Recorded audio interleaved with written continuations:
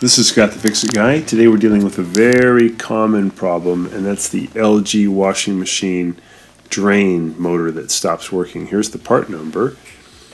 And the LG makes a great washing machine, but their drain pumps do not last. Very inferior quality. And unfortunately, there's not really a better one, so we're just going to be replacing it with the same one as before.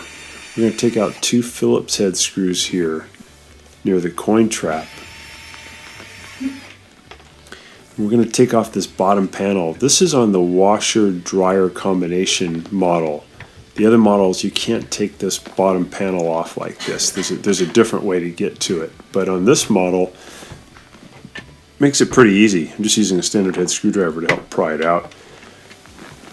Again, this is the washer-dryer combination model. I'm going to take out three Phillips head screws that are holding the drain assembly in position. Really easy to do, actually. And we don't have to disconnect any hoses when we use this technique. I'm going to unplug it and then pull the machine out away from the wall so that I can lean it back to about 45 degrees. This is going to make it easier to get to some of the parts. When you lean it back, take your time so you don't hurt your back and make sure that it won't fall forward. You might want to put something underneath it to make sure it's supported. So I'm leaning it back to 45 degrees because I got to get to a little part underneath. So again, we're going to make sure it's supported, and took off the two power connections to the drain. And now underneath it, there's a little clip that we have to use a standard head screwdriver to pry out toward us as we push in on the coin trap, and that's going to loosen up the whole drain assembly. We got to get it loose so we can get to it easier. We don't have to take off any hoses with this procedure, but it's a little bit hard to get to these three screws that we have to take off to get the drain motor off. Here's an example of where the three screws are. So we have one at the 12 o'clock position, one at 4 o'clock, and one at 7 o'clock. So I'm just spinning those off, and you can grab the whole pump assembly because it is loose, and you can twist it to get to these screws. Just take your time, get a nice flashlight there so you can see what you're doing. There's just three of them, and we've already got the power wires off. So the only thing holding this motor on are those three screws. Spin off that third one, and then you just grab the whole motor, pull it towards you, and it'll come loose pretty easily.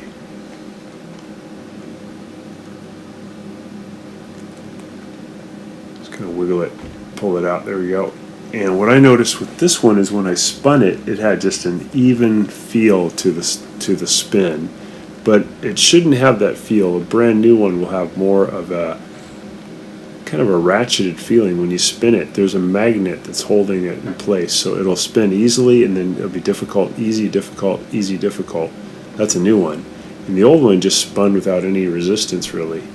So it told me that the shaft had come disconnected somehow. It's just not really made well. So here's the new one. I'm going to put it onto the pump housing, and I want to put it in at about 45 degrees to the pump housing, just like when I took it off. You might want to look at it carefully when you take it off to get the same angle. I'm going to push it in as flat as it'll go, and then I'll start putting in those three Phillips head screws. I'm going to put in one screw first and then tighten it down. That'll just kind of help me hold it in position while I get the other two in. It's a little awkward here. We don't have much room to work, but it's okay to grab the whole pump housing and twist it so that you can see better what you're doing. The hoses give you a little bit of play. You can see it's pretty easy to move it around. So I'm lifting it and twisting it so I can see better. Putting in the second screw.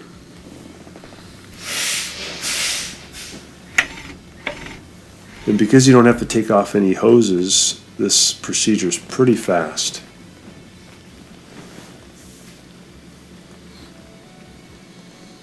So zip in the next one, make sure they're all tight. We have to make sure that the motor is sitting tightly against the housing, that there's no gap, because we don't want it to leak. So that looks good. We're going to just slide the housing back into position, get the coin trap back in where it's supposed to go, and we'll add those 3 screws back in, the 3 Phillips head screws on the front. So I'm going to kind of push in the coin trap to the 12 o'clock position first, make sure the upper part fits through the frame, then I'll push in the bottom, and then I'll put in the 3 screws.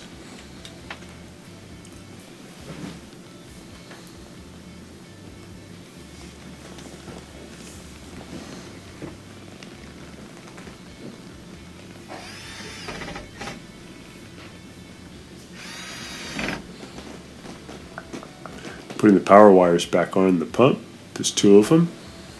Take your time here, make sure the spade connectors really get on there tight. I'm going to feed this little drain tube back through the hole in the frame. And then we're just going to put the plastic front lower panel back in. I'll feed that drain tube through a little hole in that panel.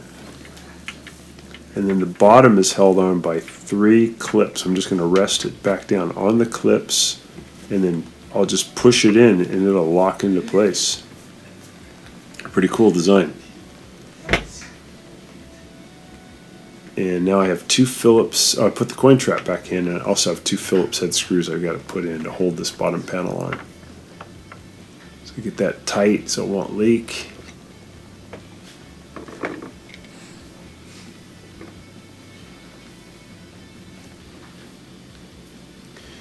I'll zip in that one.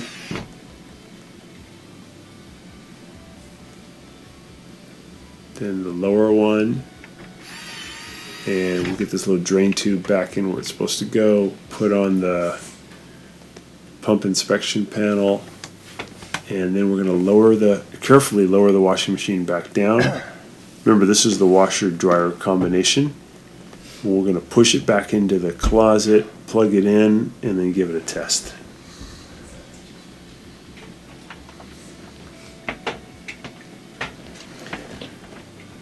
So very common for these LG pumps to get an OE error, which means that they can't get out the water, and it's almost always due to a faulty pump. You should always check the coin trap first, but it's usually the pump has just given up, usually about at the 8-year mark. So I'm filling it with water. You can see there's a lot of water in there, and I'll set it to drain. Set it for drain and spin, and we'll make sure the drain's working.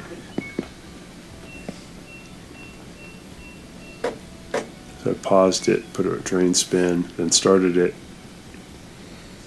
Yeah, that's great. I can hear the drain starting to spin.